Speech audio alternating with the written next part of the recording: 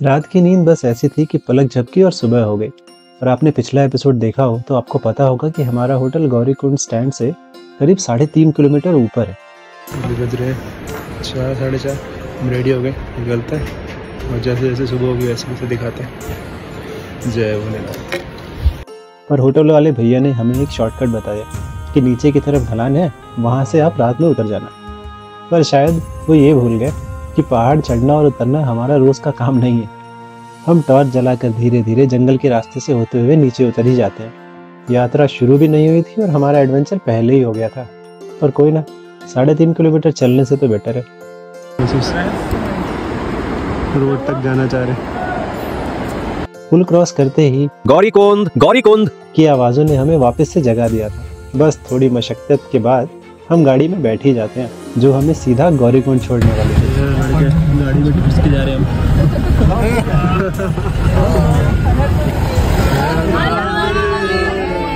सबने हर हर महादेव का जयकारा लगाया और हम गौरीकुंड के लिए चल दिए। क्या आप वहाँ पैदल जा सकते हैं? मेरे ख्याल से हाँ। दूसरा ऑप्शन पैदल ही है अगर आप जाना चाहें, पर रास्ता इतना सा है कि 2 गाड़ी बहुत करीब से होते हुए निकल जाए वही बहुत। थोड़ी ही देर में हम गौरीकुंड पहुँचने वाले थे।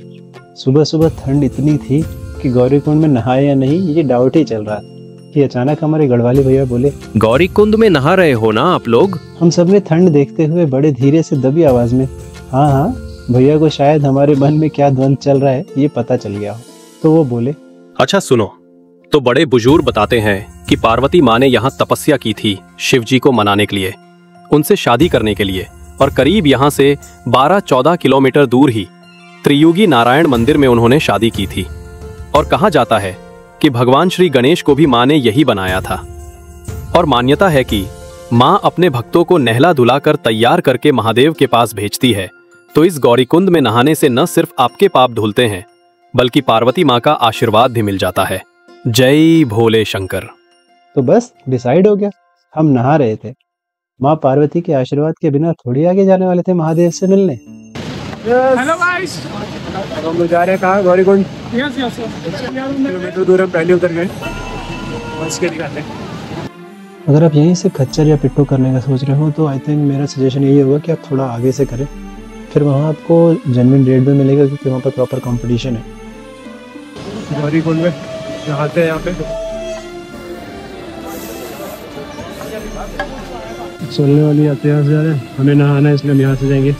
पर जितना आसान इसमें नहाना दिख रहा था, बिल्कुल भी आसान नहीं था। आप ठंडे पानी को एक बार को बर्दाश्त कर सकते हो, पर जितना ज़्यादा गौरीकुंड का पानी गर्म था, सिर्फ पैर रखने में ही ऐसा लगा जैसे खाल जल गई हो। फिर जो हुआ वो तो अद्भुत ही था। शायद आप मानोगे नहीं या हंसोगे, हम जब भी पैर डाल रहे थे पानी इतना ज़्यादा गर्म था कि तुरंत बाहर निकाल ले रहे थे और यही सोच रहे थे कि कैसे नहा पाएंगे इसमें, जिसमें हम पैर तक नहीं डाल पा रहे। तभी एक आवाज़ आती है, थोड़ी देर सिर्फ पैर डाल के बैठिए, आराम हो जाएगा। मैंने साइड में देखा तो एक प्यारी सी मुस्कान के साथ एक छोटी बच्ची उसी खोलते पानी में पैर डाले मजे से बैठी हुई थी। और मेरे दिमाग में पहला थॉट क्या आया? माँ अपने भक्तों को नहला धुलाकर तैयार करके महादेव के पास भेजती है। बिल्कुल यही। उस बच्ची की आंखों में वो शांति थी, जैसे माँ पार्वती खुद बोल रही हूँ, बेटा विश्वास रखो। हमने वही किया। थोड़ी देर से पैर डालकर बैठे रहे और धीरे धीरे पानी थोड़ा नॉर्मल लगने लगा। फिर 4-5 बार डुबकी लगाकर और माँ का आशीर्वाद लेकर हमने ट्रैक स्टार्ट कर दिया। कर्पूर गौरम करुणावतारम संसार सारम भुजगेन्द्रहारम सदा वसन्तं हृदयारविन्दे भवं भवानी सहितं नमामि। पहले आप ये खूबसूरत जगह देखो, फिर ये देखो, ये हमारा ही किया हुआ है। तो मेरी आप सबसे रिक्वेस्ट है कि भले ये लोग इसे साफ कर देते हैं, पर ये हमारा कोई राइट नहीं बनता कि हम उस इतनी सुंदर जगह को इतना गंदा करके जाए वहाँ से। हमने सुना था कि अक्टूबर के महीने में यहाँ इतनी भीड़ नहीं होती है, पर शायद जिससे भी सुना था गलत सुना था। और हो सकता है जैसे हम वीकेंड में आए थे, सबने वीकेंड में ही यात्रा का डिसाइड किया हो। देर से मिल के आते थे। आपने सुना होगा केदारनाथ यात्रा 16 किलोमीटर की है। पूरे ट्रैक को ऑलमोस्ट 4-5 भागों में डिवाइड किया जा सकता है। गौरीकुंड से जंगल चट्टी 4 किलोमीटर, जंगल चट्टी से भीमबली 3 किलोमीटर, भीमबली से लिंचौली 4 किलोमीटर, लिंचौली से केदारनाथ बेस 4 किलोमीटर और बेस से मंदिर 1 किलोमीटर, जहाँ पर है हमारी टेंट बुकिंग्स। मतलब टोटल 16 किलोमीटर से ज्यादा ही हमें आज ट्रैक करना था, जो कि मुश्किल तो होगा ही, खासकर सामान के साथ। अगर आपके बैग्स हैवी हैं तो चाहो तो अपने बैग पिट्ठू के साथ भेज सकते हो, जो कि एक वाइज डिसीजन होगा। कठिन तो है भाई ट्रैक, और सुंदर भी बहुत है। चलते हैं जितनी दूर चल पा रहे। पहली वाटर क्रॉसिंग। यहाँ पर यात्रा गेट से ही आपको खच्चर की सुविधा मिलेगी और पूरे रास्ते मिलती रहेगी। अगर आप अपने पेरेंट्स के साथ आ रहे हो तो पालकी भी कर सकते हो, जो कि ज़्यादा सेफ ऑप्शन है और वो आराम से बैठ भी पाएंगे। तो हमने अपना पहला चेक पॉइंट आने से पहले ही इस सुंदर व्यू के साथ अपनी पहली चाय मैगी ब्रेक लेने का डिसाइड किया, और ब्यूटेन स्टोव के साथ हम मैगी और चाय खुद ही बनाने वाले थे। अलग ही खुशी थी महादेव से मिलने की। जहाँ देखो वहाँ खूबसूरती ही थी, और जिस जगह हम बैठे थे वहाँ से केदारनाथ घाटी की वो अद्भुत सफेद चादर साफ दिख रही थी। हमें लगा हम तो बहुत चल लिए, 4-5 किलोमीटर तो हो ही गए होंगे, पर वही पहाड़ के 2 किलोमीटर भी 4-5 किलोमीटर जैसे लगते हैं। तभी एक भैया बोले, अरे भाई जी, ये तो बहुत सही चीज है, जहाँ मन अपना खाना बना लो। अरे थोड़ा सा ही याद दो लाइन। अरे भाई बहुत खतरनाक। सुना है नहीं आपने वो गढ़ वाली गाना?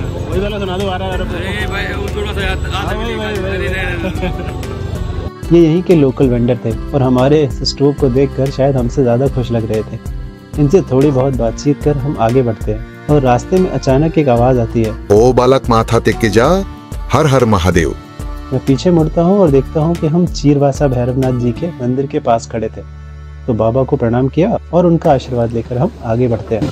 क्रॉस कर चुके चीरवासा भैरवनाथ, आगे चलते हैं। रास्ते में आपको बहुत ही सुंदर वाटरफॉल्स मिलेंगे, जिनको देखकर आपका मन तो नहीं भरेगा, पर इतने सुंदर सुंदर वाटरफॉल्स देखकर मन खुश जरूर हो जाएगा।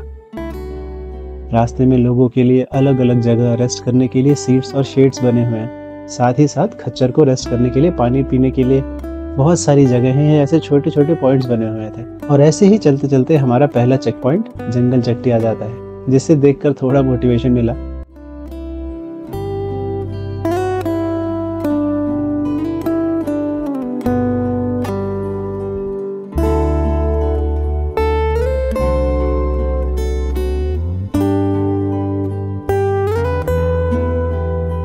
अच्छा एक्सपीरियंस है, मौसम अच्छा है, आराम से चल पा रहा हूँ। गर्मी होती तो नहीं चल पाता। तो अगर आप देखोगे यहाँ से एक रास्ता जा रहा है, इसी एक रास्ता जा रहा है, शॉर्टकट लेते हैं और इसके बाद वो नॉट रिकमेंडेड।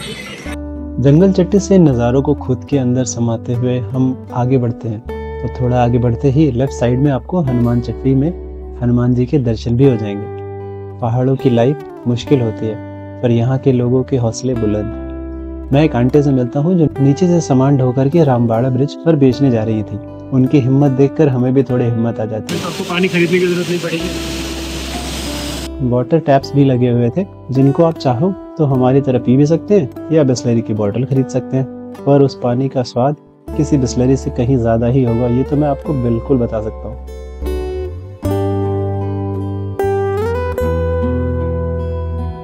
और हम चल पड़ते हैं अपने अगले चेक पॉइंट को।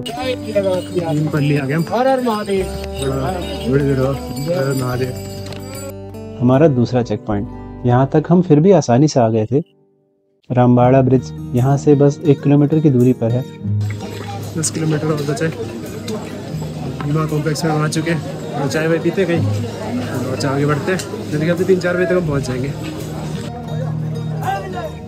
इनके लिए अलग से रास्ता बना दो भाई, कहीं बहुत दिक्कत होती है हर किसी को चलने में।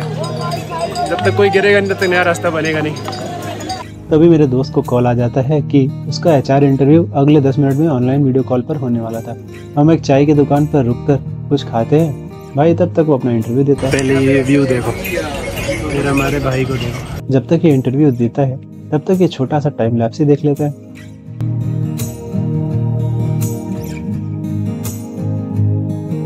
छोटे बच्चे भी महादेव की कृपा से चढ़ाई कर रहे थे और उस छोटे बच्चे के माथे पर जरा भी शिकन नहीं थी। यही सब सोच ही रहा था कि दोस्त बोलता है, चलो भाई हो गया इंटरव्यू। मैंने कहा भाई तो शायद पहला आदमी होगा जिसने केदारनाथ यात्रा करते हुए इंटरव्यू दिया होगा। बेसिकली ये खच्चर यहाँ से अलग हो जाता है, कुछ दूर शांति से चल पाएंगे। चलते हैं।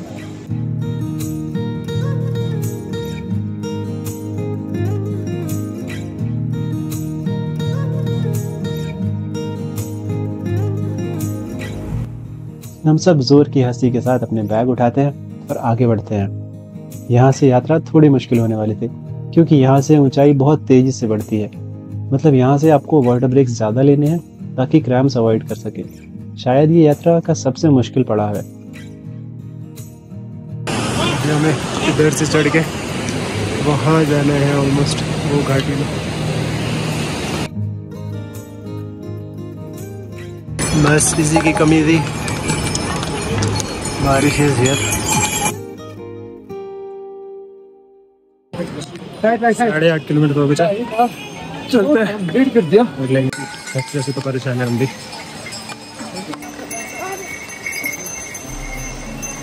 और उस पे ये मौसम चिलचिलाती धूप से अचानक ही अपना रुख बदलती हुई थोड़ी ही देर में बारिश में बदल जाती है। हम थोड़ी देर रुक कर के रेनकोट्स पहनते हैं और आगे चलने का डिसाइड करते हैं। और अचानक ठंड भी बढ़ गई थी। रास्ते इतने चौड़े होने के बावजूद छोटे पड़ जा रहे थे।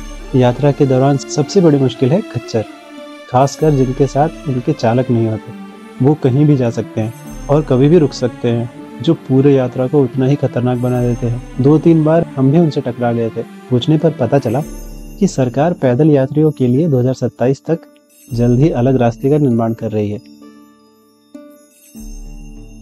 जिससे ये जो परेशानी सभी को हो रही थी वो कम हो जाएगी।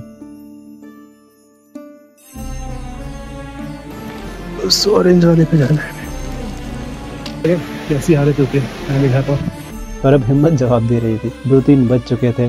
हमें लगा था कि हम 4-5 बजे तक पहुंच जाएंगे, पर हम शायद काफी धीरे चल रहे थे। कुछ देर रेस्ट किया, स्ट्रेचिंग की और अंकल के हाथ के गर्मा गर्म पराठे खाए। अगर आप यहाँ जाते हैं तो यहाँ रुककर पराठे खा सकते हैं, बिल्कुल घर जैसा पराठे मिलते हैं।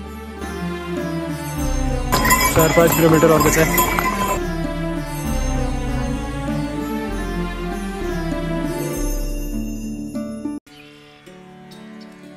हम थोड़ी दूर आगे चलते हैं और एक बहुत ही सुंदर, शायद इस यात्रा का सबसे सुंदर वाटरफॉल, और डिसाइड करते हैं कि हमारी ट्रिप की दूसरी मैगी तो यही बनेगी। तो मेरे दोस्त मैगी बनाने में लग जाते हैं और मैं इस जगह को अपने कैमरे में कैद कर पाऊँ, इस जद्दोजहद में शुरू हो जाता हूँ। ये खूबसूरत से पहाड़, बादल आपके चेहरे को छूते हुए जा रहे हैं। केदार घाटी की ये सफ़ेद चादर, कुछ अलग ही था उस जगह में। हमने वहाँ करीब 1-1.5 घंटा मैगी और सूप बनाने में ही बिता दिया, पर वो जगह ही कुछ ऐसी थी। इस सुंदर नज़ारे को मन में जितना हो सके भर लिया और अब तो पेट भी भर चुका था। हमने शाम की आरती मिलने की उम्मीद अब छोड़ दी थी, क्योंकि हमारे एक साथी को क्रैम्प्स ऑलरेडी आ रखे थे। तो हमने यही डिसाइड किया कि अब और इंजरी का रिस्क नहीं लेंगे और आराम आराम से बस चलते रहेंगे। कोई टाइम का प्रेशर लेने की ज़रूरत नहीं है। थोड़ा आगे बढ़ते ही हमें लिंचौली कैंप दिख जाता है। हम लगभग बेस कैंप तक पहुँच गए थे, पर हम जब रास्ते में थे तो कहीं पर भी बेस कैंप के पास लाइट ही नहीं थी। पूरी घाटी में कहीं लाइट नहीं है। मैं शॉक में था कि ऐसा कैसे हो सकता है, इतने बड़े मंदिर में इतनी मुश्किल रास्ते में लाइट कैसे नहीं है। पर ये अद्भुत नज़ारे देखिए, चांद की रोशनी में चमचमाती है चट्टानें, इनसे खूबसूरत और क्या ही हो सकता है। तो महादेव ने हमें बुला तो लिया है, तो कल चलेंगे महादेव से मिलने। चढ़ाई मुश्किल तो है, पर अब पार्वती माँ ने तैयार करके भेजा है तो मिलना तो होगा ही हमें। वो चमकती चट्टानें, वो शांति, ऐसा लगा जैसे महादेव कह रहे हो, बेटा थोड़ी देर और सब्र, कल मिलेंगे। हर हर महादेव, हर हर महादेव, हर हर महादेव।